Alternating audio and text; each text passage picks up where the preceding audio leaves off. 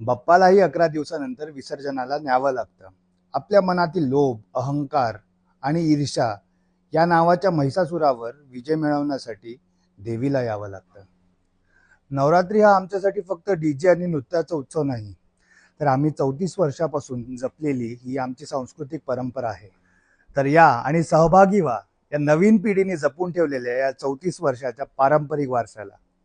सोडूनी गोकुळास बार चाललास दारे मथुरेच दान पाहू दे. सोडूनी गोकुळास बार चाललास दारे मथुरेच दान पाहू दे.